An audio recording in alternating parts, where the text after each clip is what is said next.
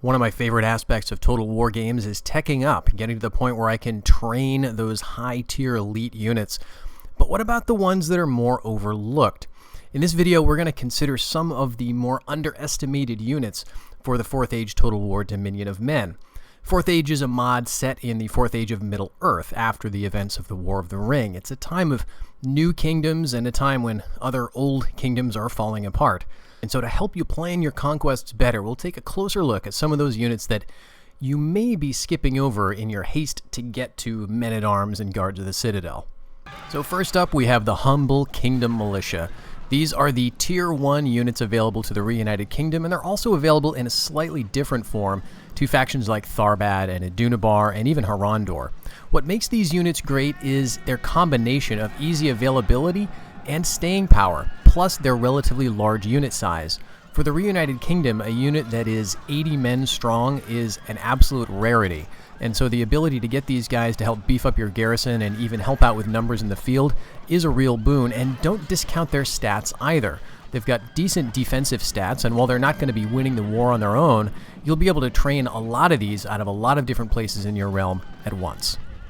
Next, we've got Dark Bows. This is a Tier 2 archer unit available to the Kingdom of Adunabar, but in a broader sense, in this category we could consider units such as the Longbowmen of the Reunited Kingdom, even Dorwinian's 2nd tier archers. Archers in this mod are quite good. They're very cost effective, of course, and they're able to stay out of melee most of the time, but a lot of the archer units in this mod can melee very well, and Dark Bows are actually no exception. Adunabar is relatively poor in long-range missile troops, and for a long time you're going to be pretty much stuck with these guys, but if you rely on them and train them en masse, you'll be glad that they exist. While they're, of course, primarily used at distance, they're also very strong in melee. If you have enough of them, they can do flanking duty, they can withstand the arrows from other archers shooting at them, and they can do a decent amount of damage with their swords. So don't forget to pack a bunch of these guys. They're fairly cost-effective compared to your other troops, and they can do a serviceable amount of damage. Next up, we have the Humble Sling. Well, this weapon may not enjoy the prestige of the bow. It is fantastically effective in the right conditions. For the most part, you'll find these units available as mercenaries on the eastern edge of the map, but if you're playing as the Chiefdom of North Ruin, you'll be able to train them from the get-go, and they will form an essential part of your roster throughout the entire campaign, especially against the Bowmen of Dale. Even though those bowmen are more elite and more effective in melee, better armored, longer range, you have a line of enough slingers with some high ground, and you'll be able to stand your ground against those elite archers. Part of this comes down to just sheer numbers. Slingers tend to have larger men per unit than those elite archers. They also have shields to help them in those missile duels, and while they can't melee, they can for the most part stay out of range. You'll want to be making the use of these guys if you find them. Long-range missiles are great, but don't neglect the short-range skirmishers. I think this is a unit that is vastly overlooked, whether you're talking the vanilla game or mods. Top of my list for this category of unit would be the Rovanian Foresters. These are available, of course, to Rovanian as a special unit, but they can be trained by other factions if they conquer territory within Rovanian, that is, roughly north of Mordor. These units have the advantage, of course, of having javelins, which tends to do them very well against other infantry whose range they can, for the most part, keep out of. The other advantage of this unit, though, is that they have spears as melee weapons. So if they end up fighting cavalry, they can pretty much hold their own in that type of situation, too.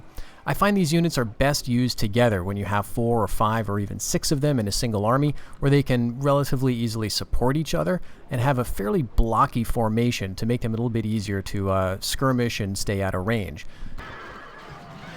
And lastly, let's take a look at the Harad Riders. This is a Tier 2 cavalry unit. It's the first cav you can train as Harad, and they're not much to look at. They've got very low and basically no armor, but they do have numbers and speed.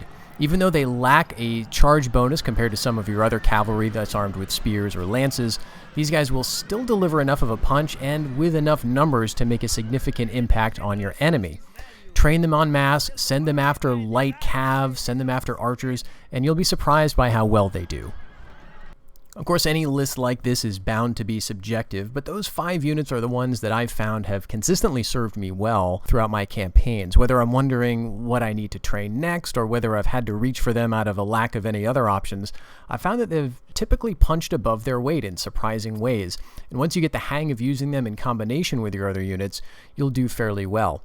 I think for a lot of people, the assumption is that you will eventually get over the early tier units and come to rely exclusively on your elites. While this may be the case for a few factions, I find that for the most part, you tend to train those lower tier guys right up until the end of the campaign. There's always going to be a use for your Kingdom Militia. There's always going to be a use for those Dark Bows, those Harad Riders. You just need to find out where you can put them to use. But let me know in the comments what you think about this list. Are there any factions or units that I missed that you find are particularly underrated or served you in surprisingly well capacity in your time in Middle-earth? Thanks for watching. Take care.